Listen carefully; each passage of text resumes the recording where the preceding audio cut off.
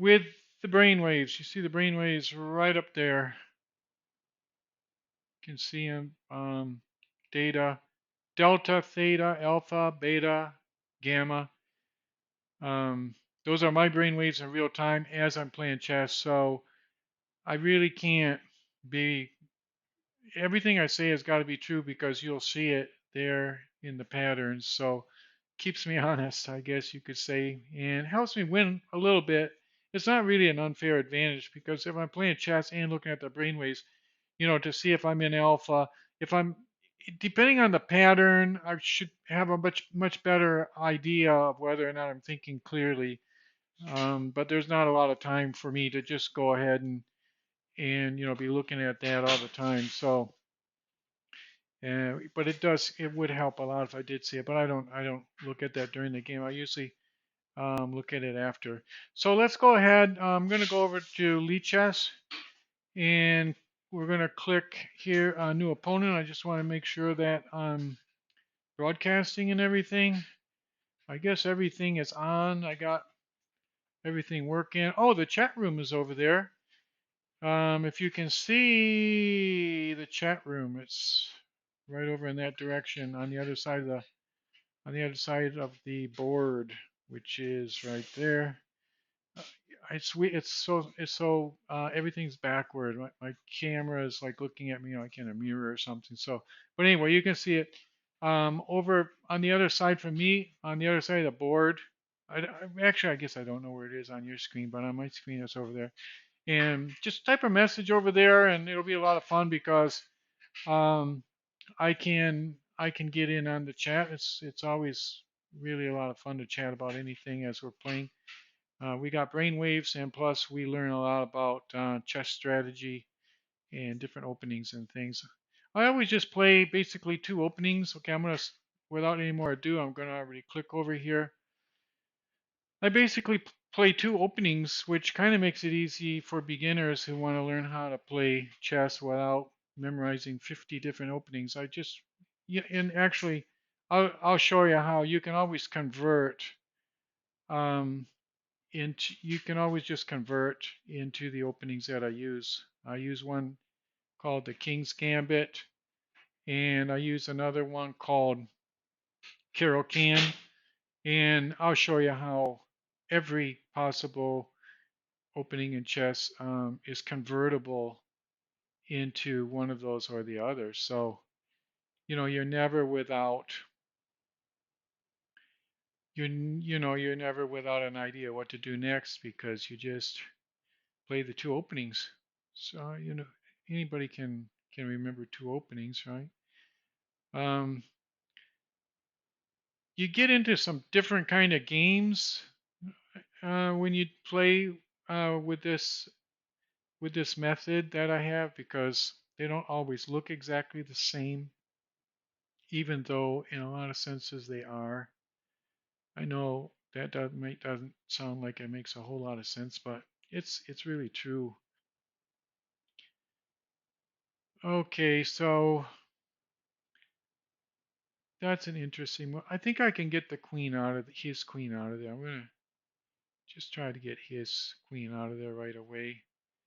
I'm gonna bring the bishop back and then bring the I don't know, I could lift a rook and then bring the rook over too. I mean, just to stall a little bit.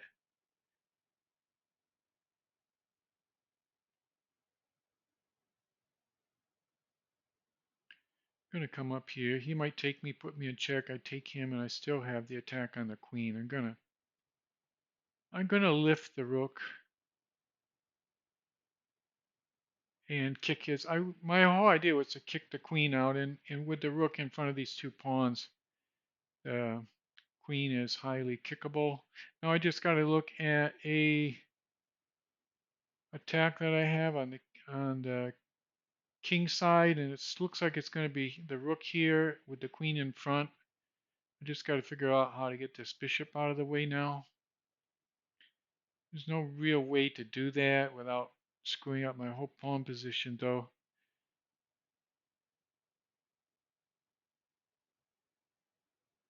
That's interesting. I could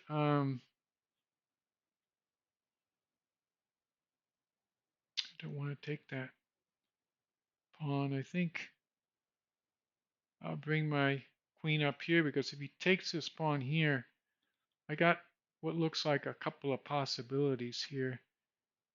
Now that's a very interesting move because I'm starting to get the idea that I can advance this pawn. He cannot take the pawn now because he'll lose his queen to a rook here. Now things are looking a lot better. Should I lift another rook? Is that possible? Yeah, I think it is. If I can get both of my rooks out here, I think it looks like it's going to be a pretty interesting position in any case.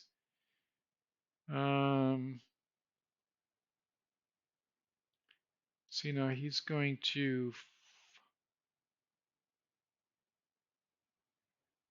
I want to bring this pawn up.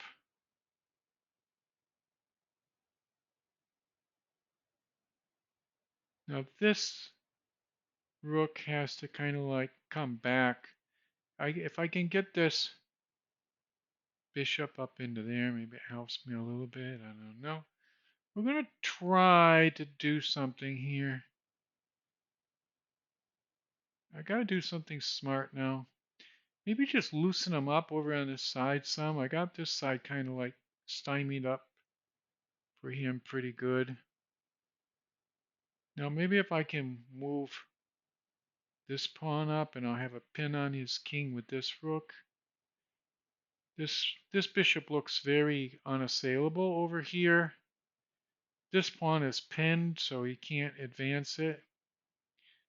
He can advance that one. I don't know, I'm just going to come back here and come up here with a pretty hefty good check. He's only got one square he can go to, or maybe just win a pawn here and see what happens.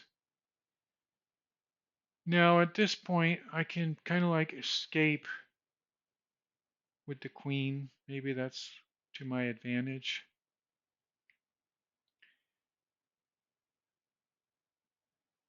Okay, and now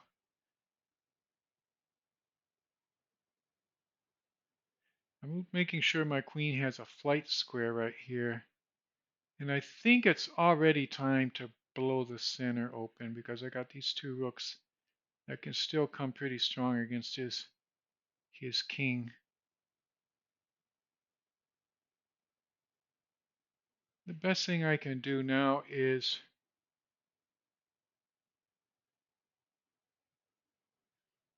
everything's looking okay still.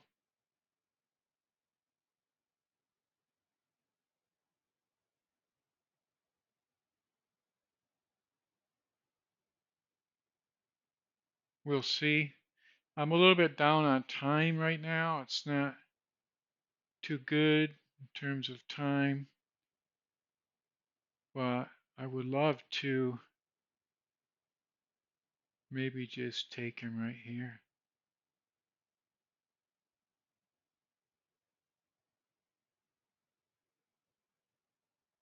I don't know why I did that, but it looked like it's like all I could figure out.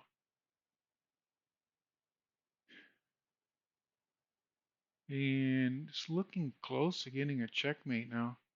Yeah, black resigned because I was going to get a checkmate down here. He can only move his king here, and then when I bring my rook up here, it's looking really dismal down there. My rook is unassailable. He can't really put me. I mean, he's got to move his king, and then I move my rook, and he can't really attack me with the queen. He can't check me here or here because I've got those squares to. It's looking really bad for black. So that was really good. We got some really great brainwave data. And they're even now they're synced and they're synchronized and they're high. So well, let's go ahead and do the this game analysis here. I just clicked there to do the computer. Oh no, I didn't. I'm gonna cancel out of this. I didn't want to do that. Sorry, buddy. I hate it when people do that, but sometimes Well, it's hard to go back now. I'll just play another game. I guess it's time to play another game instead of doing the postmortem. That would might have been interesting, but we'll make sure we do the postmortem next time. I just clicked on the wrong button.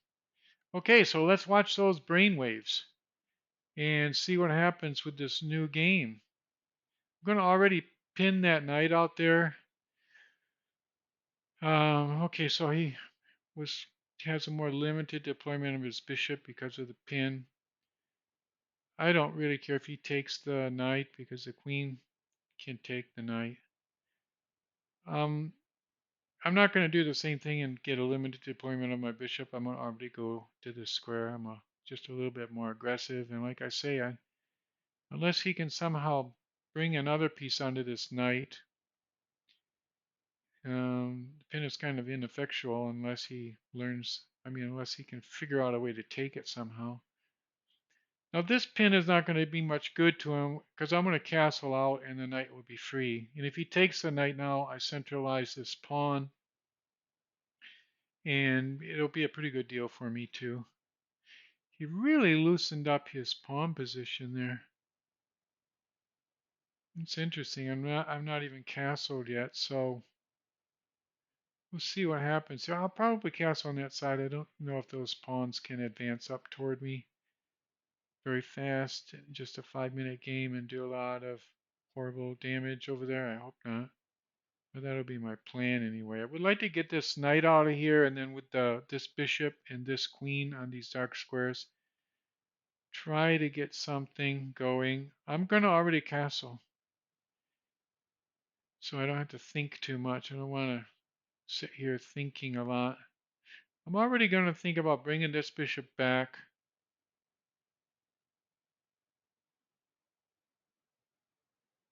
I can't see anything else where if he takes this bishop, I take with the pawn here, and then I have a strong pawn position. That's not a bad pawn position. I have these 3 pawns in an angle right here.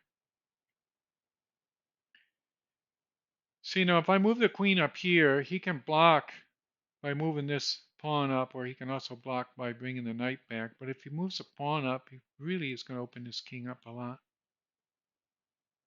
Now he can really block me, because if I bring the queen up here, he'll just move his bishop back, and that's not going to be too good. Um, but you know what? I can do something pretty good right now. I can put his queen in danger and his bishop in danger, so that was pretty good. And then I can do that thing I was thinking about too, because if I bring my queen up here, he can't take my knight because I'll have the checkmate. I don't know. I'm just going to do this. Why did he resign? Oh, I didn't even see that. A lot of times people resign kind of prematurely. He resigned because I had the bishop here and he was going to lose his queen. But I wasn't even thinking about that. I was going to move my queen up here. And if he takes the knight, I was going to put him in checkmate here. So I was thinking, what's he going to do? He had to move this pawn up. And then I was thinking about maybe taking him over here. I still wasn't even thinking about taking that queen, but he saw that and then reacted to it. I just resigned. Let's look at the analysis board just to see. That was a short game and kind of a weird game. I don't see too many like that. Maybe sometimes I do, but why don't we see if I've made like a lot of blunders or a lot of mistakes, or if that was a pretty solid opening. It's kind of it looks like it was a solid opening. Um, you see you see how the graph is here when it's very flat like this and just like a couple little bumps. That's really good. When you get big peaks, it's because people are making mistakes and blunders. But this looks like a pretty solid game by both players up to here. Look, I had 2 inaccuracies. If I put the hand right here, do you see the two blue dots over here? Look, I put the hand there. Now look at the graph. There's 2 blue dots. Those are inaccuracies where I'm playing black, and so when I play black and the graph goes up, that goes in the white direction. So it went up in those 2 points, and those were two inaccuracies. It didn't go up very much. That's why they're not called mistakes or blunders. So I got two little peaks there where I made inaccuracies. And my opponent also had two inaccuracies, but one mistake right there, and then a real blunder. Pretty terrible blunder. And then I don't know why that last thing he did was not called a blunder. Let's just click through this and see what happened. Why that last thing was not called a blunder. That was an interesting game. So I'm gonna click this on so we can see where which moves are being made. And I'm gonna click through here. This is a Carokan, by the way, because you move this pawn up because it gets ready to move this pawn up. So it's a great way to answer the king pawn opening. And like I said, so, that was my inaccuracy, and I always do that, but they say it's an inaccuracy. But inaccuracies are not bad in the opening like this. You can see I lost very little there. Um, and if it's an inaccuracy, probably it's not in the book that the person has been studying, so it maybe throws them off a little bit. A lot of these players have these openings all memorized right down the line to like 10 moves or more. So yeah, that was not a bad move. And then I've moved my knight out. You can see the score up here is still 0-0, which means black and white have exactly the same winning possibility, still 0-0. And there, by moving the knight out was a good move. I was talking about that, right? And according to this, it was a really good move. According to this, because see, negative 0.3, negative means it's good for black when it's negative. Positive is good for white. Still at -2. Now it's at negative zero point 0.6, so I'm doing good because remember during the game I said, wow, it's really loosening up his pawn position over here. And no real good reason to do that. Now it's at negative 1.2. Oh, that was like an inaccuracy too. I lost. You see, that was my second inaccuracy. I had a better move there. Let's just go back and see if I find a better move. So the rook came over here and maybe I really don't see it. Let me let me see if the bishop. Oh, was something right here. Yeah, yeah. Okay, you can see. I don't know why it just flashes, but it's flashing to move this pawn up. So it's a slightly better move, I guess. But I castled. Now he's really low, negative 2.3. That was not a good move because, like I said, I can now take this pawn, and I think that's what. Oh no, they want me to move this up. Stockfish says to move that pawn up. So at negative 2.3, I took the pawn. No, what did I do? Oh, I brought this bishop back because I wanted to line up my queen and bishop on the diagonal just to get some attacking advantages. And so that was a really bad move. He's like making mistakes and stuff. And then I took the pawn. Yeah, yeah, that's the time I could take the pawn, not before. Now look at that, minus 9.1. I can take the queen, and he resigned. That has to be a blunder, right? Yeah, that's a blunder. Doesn't show here. I don't know why it doesn't show his last blunder. Well, okay, that was all right. Is everybody is everybody okay to play one more? I don't know if you have something to do or if you have to get some sleep or if you're okay spending a little bit more time, sure, let's do it. Um, I'll click again. Jump in on the chat when you can. Be a lot of fun to chat a little bit. So let's play one more. Why not? Create a game.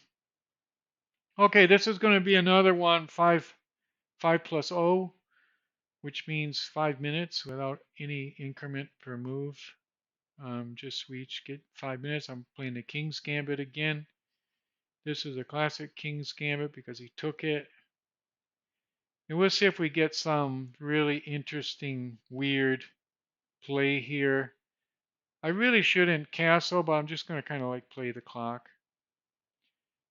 Because I say I really shouldn't castle because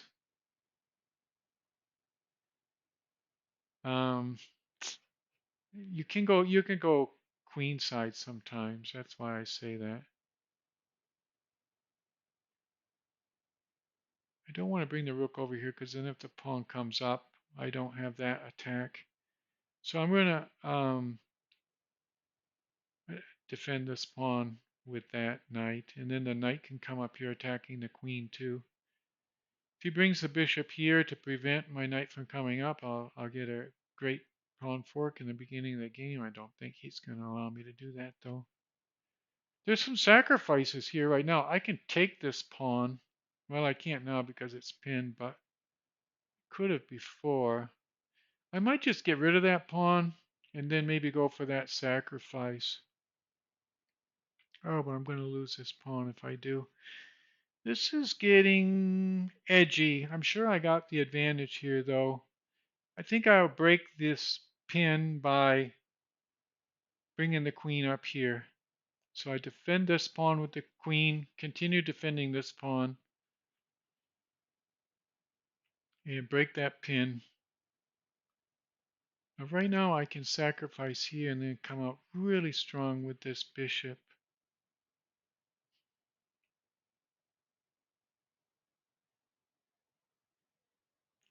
Or I could move the knight up first and see what happens with this queen. Then I just win the pawn without having to sacrifice because he's got to move his queen now off and there. I'm just going to come up. I'm going to play kind of like fast and mean and then try to get a fork here. I'll take this pawn with my knight to open this line with my bishop and then, okay, I can win his queen. Okay, I fork the two rooks with my knight. And if he takes my knight with his queen, um, I win his queen for the price of two knights because I just come over here, you see, check. So I lost one knight, and now he's going to take this knight, but I get the queen free because he can't retake the bishop. So that was a pretty good trade. Very strong trade. I should probably just trade down now, but he'll put me in check. If I take this knight, he'll grab this pawn, put me in check. And I would still be pretty far ahead in this game, but not so great like I was. I just gotta make sure I don't do anything really dumb.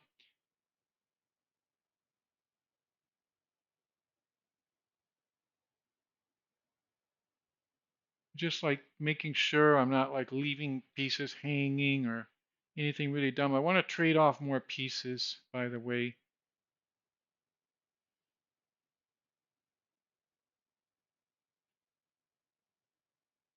I'm going to trade off a piece here and just go for this. I think if he takes this now with his knight, I can also win another pawn somehow. See, now I'm going to bring this bishop back to here and have a really solid position. This bishop controls this knight very well. This this bishop controls his advancing squares. I'm going to offer the trade on this file because I'm still ahead by points. By points, I mean I've got theoretically a lot more. And I don't see, I got a lot more material, not a lot more, but I'm like 3 points ahead on material. So with a queen and one bishop, I should be able to do quite well against those two knights. I just got to be careful though.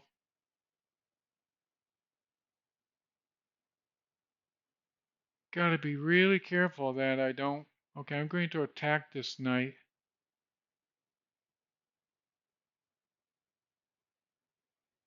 he's got to be really careful too because I've got checks. Um, if he moves this knight, I've got this check, and he didn't move that knight, but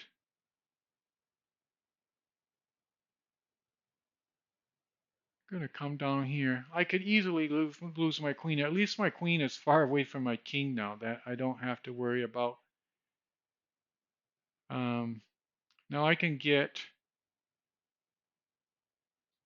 I was just looking for points for knight forks and stuff. If I was a better player, I'd already have everything committed to my memory and know which squares he can fork me on and everything with his knight. But I'm just kind of winging it here and checking before each move. Okay, so that wins me one more piece because I get to check. See, now that's why I didn't check before. I could have checked last time, but if I had checked last time, I would have. Okay, I'm going to attack this bishop and move this pawn down. Well, I shouldn't move the pawn down yet. I take this pawn, which is defending the knight. Okay, black resigned. So I don't know. It's like I want to get good brainwave data, and I just keep winning, and my brainwaves are getting good in terms of synchronized and high, which is great. I would have liked tonight to get lose a few games. We're just like getting on some winning streaks though, but that's okay. Like we all like to win, right? So let's go ahead and I'm not going to click new opponent like I did before. Okay, analysis board. Just to do the post-mortem on that and see if we made any mistakes or anything. Click request a computer analysis. That's how you do it on Lichess. I don't see a lot of blunders here because look, it's up and stable. There I made a mistake. I can, even before I look over there, I can see I made a mistake there. I made a blunder right there. So I blundered in the very beginning of the game and then got really high. I was playing with 90% accuracy. So I'm not going to go through the postmortem on that because I do the postmortems when the opening is really solid so that everybody watching can look at solid openings. It's not good to look at openings that are not solid.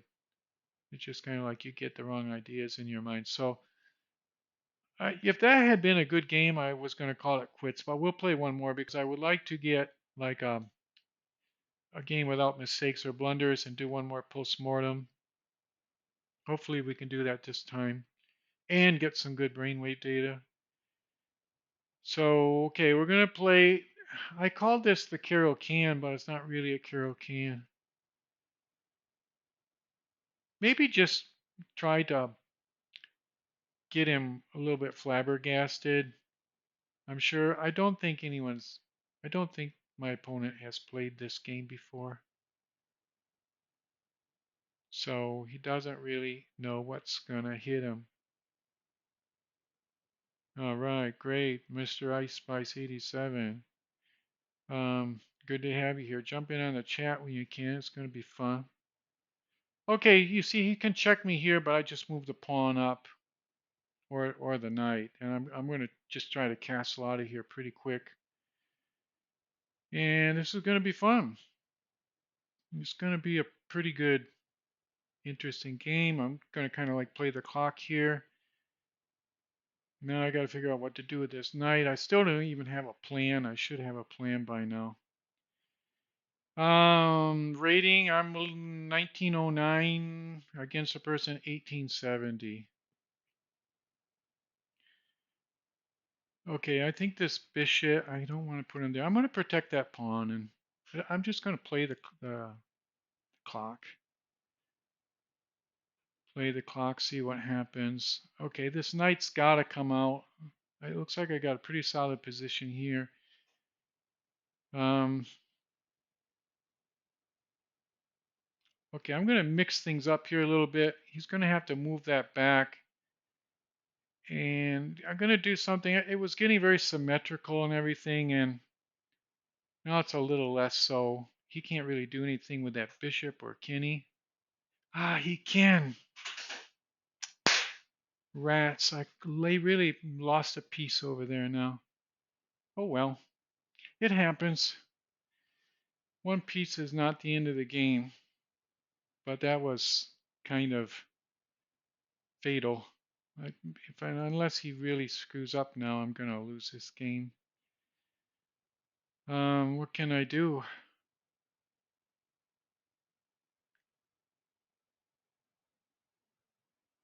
He's dominating that file. If he takes me, I'll dominate, at least for a move or two. Wow. The only thing I can hope is for something really strange.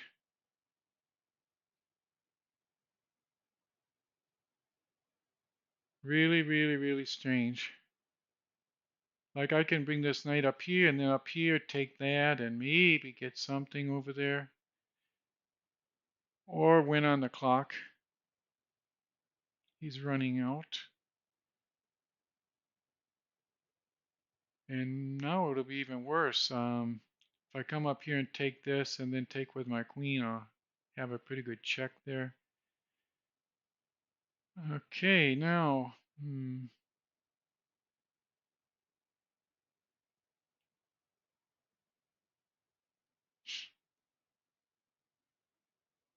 I'd like to move up here, but it'll just take this pawn. I think I gotta come back here. I don't see what else to do. See, he just wants to trade my queen. Oh, but look, he did screw up. He wanted to trade my queen, but I'm glad I stuck it out and didn't resign when I lost a piece, because now things suddenly look a lot better. A lot better. Okay, his knight's kind of blocked out here. I'm a minute down on the clock, but suddenly it's going to be some great brainwave data, by the way, when I got a piece down and then hung in there like I did. It's going to be some great brainwave data. I'm just going to already take that. Oh, wow. Came over with his king. This is great. I don't know how he's going to defend against this. He's got to bring his knight back. Yeah, I'm going to come onto this square here with my queen, and it's going to be really devastating. Yeah, he did that.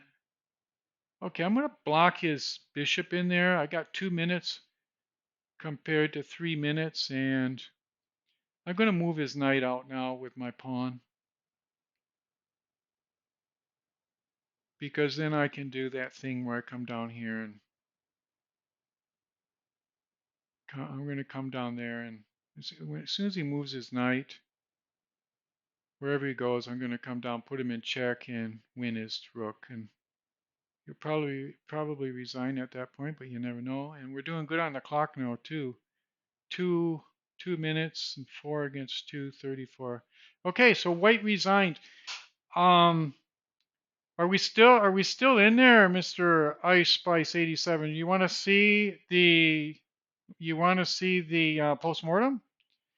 And if you do, um, we're gonna go through that right now. Let's take a look. So analysis board. Hey, take a look at the postmortem here. Request a computer analysis.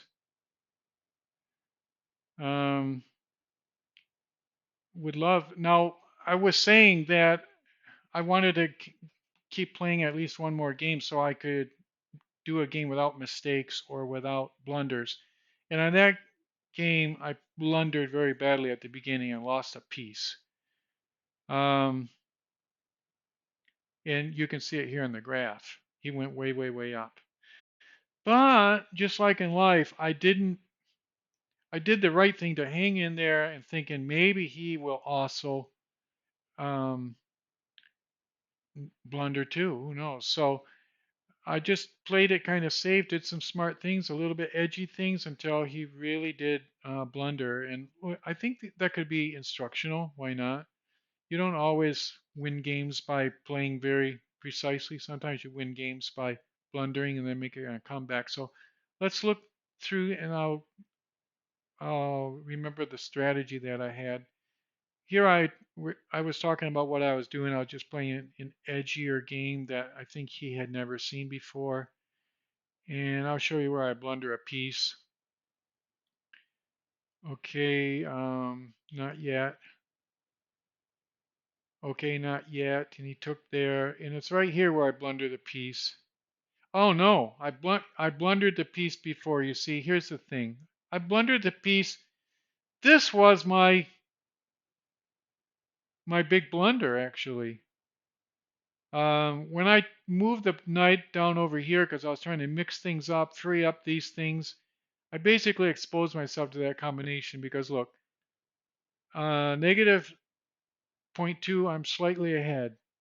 When I move over there, look how it jumped up, plus 4.9. At that point, he's got this combination because he takes me here. I can do nothing except retake with the queen, unless I want to lose a piece, of course, but I retake with the queen. And at that point, he moves this bishop up to here, threatening my queen. So I have to move my queen someplace, and then the bishop and the queen are lined up on that knight. And I didn't see that. I was just kind of playing kind of fast and thought it wasn't so immediate. It was like a move or two in the future. Should have probably seen that, but anyway, let's continue how to go. Okay, so I took there, and okay, at this point I had to make a decision. I was thinking, well, I know I'm going to lose the knight, so why don't I just bring my queen up here and maybe get some counter play with my queen and my knight. So he took my knight. This is not a dangerous position because when the queen is supporting the bishop has to immediately come out because you just move this pawn up and then this pawn blocks the bishop. He can't escape and you take the bishop with your king. So he's got to immediately pull his bishop out, and the bishop and the queen just stay on this white, and nothing's on white over here. So he won a piece, but he doesn't have really any attack over there. And I'm just going to bring my knight up now. First, I did this because he had too much power here, and now I balance the power. If he takes me, I retake with the rook, and you see he cannot come over to challenge me because his queen is way over here. So if he takes me, then I dominate this file for some time to come. Now I'm just getting edgier because I was thinking about bringing the knight up to here and then up to here. And he should, I don't think he should have run right there, but he can do anything he wants to at this point. He's still ahead and doing very, very well. He's still doing very, very well. His queen comes out, and his queen is threatening this pawn. And if he took that pawn, he's just going to get more and more domination over here. So I brought my rook back just to protect that pawn.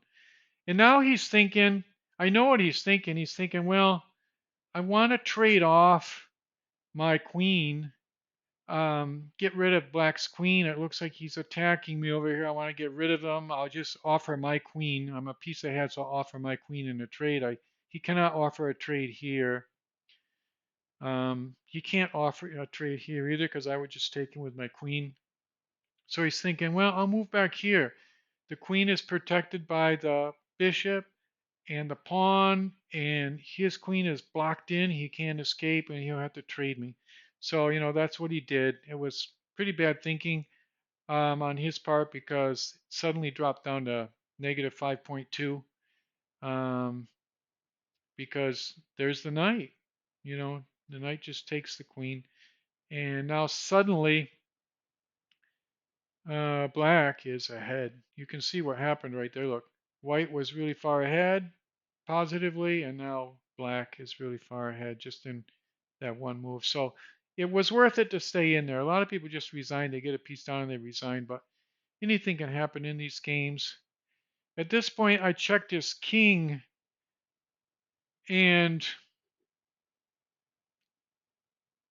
he didn't have much that he could do. He had to go back over here, I guess. And then I brought my queen up there because the queen's going to come down here, check. The king has to go over, and then that's checkmate. And even if he moves a pawn up for an escape square, I still come down check and then take his bishop. He's got to take his rook. He's got to come back here with his knight to both protect his rook and protect the square. And of course, he can't bring the rook over because then I just take the rook because that's queen is supported by this rook. So he made the I think the only move that he can do. This was a maybe a delaying move. I probably should have already done what I had planned was to move that pawn up, and because he's got to get his bishop into play. His bishop can't come out here, so he's moved this pawn up so he can get his bishop some action out of the bishop. Now I come up here with the pawn. He could have saved some time by blocking my pawn with his pawn if he had moved this pawn up. Um, well, I would have taken with my queen, but might have been slightly better. He might have saved a little bit of time. And then right there, he needs to resign because um, the pawn is attacking the knight. He has to basically move his knight, and wherever he moves his knight, I come down here, check. His king goes over there, and then this is not mate. You understand his knight's gone, so after his knight moves, his rook is no longer defended. So I come down here, check, his king goes over, I take the undefended rook. The bishop can come in, but then, the rook just comes down and it's going to be checkmate in a few moves. So, well, I hope you like that. Maybe tomorrow night we'll go ahead and play some more games and maybe lose a little bit so you guys can see what brainwaves look like when I'm losing. And the brainwaves are all on like right now. They're good. They're synchronized. You can see they're like going up and down, kind of like in unison. Sometimes they pack together a little bit. Sometimes they spread out. All of those patterns can be pretty healthy. So it's I as I'm playing, I'm not really looking at those too much to know what the patterns are, but I do know a lot of my viewers are constantly looking. Like tonight, for example, no chat. Everybody is just zoning out. They just are watching the games. They're mesmerized by those brain waves. They love to look at them, and they just forget to go in there and say anything on the chat. It was pretty cool though. I did get a little bit of chat action, which is cool. So Ice Spice 87 asked me what rating is this. So that was great. I don't know. I guess um, he's looking for something a little higher or a little lower. I don't know, but um, that's all we heard from Ice Spice. But that was fun. I really thank Ice Spice for dropping in tonight and following me. I hope he or she comes back real soon and do some more chatting real soon. And we'll do some more instruction. And I hope those games were a little bit instructional. I think the last game probably was the most instructional to just to show people, hey, you know, you blunder a piece, that puts you 3 points down, doesn't look good. Hang in there, try some edgy stuff. The person blunders and suddenly you're back on top, and then if you can remain consistent and not blunder again yourself, you can win the game as we did. So I think that's a good lesson in life too when you have things that look pretty dismal and everything. You're still alive. You've got your integrity. um, stay honest, stay loyal, and keep working hard, and be consistent, and pretty soon, usually you'll be right back up on top. Um, take my word for it. It really is true. Life is long, yeah, and you have a lot of ups and downs. And stay honest, stay loyal, stay consistent, and stay confident. So I guess that's all. No more advice, and we'll see you next time. Okay, bye bye. Ciao.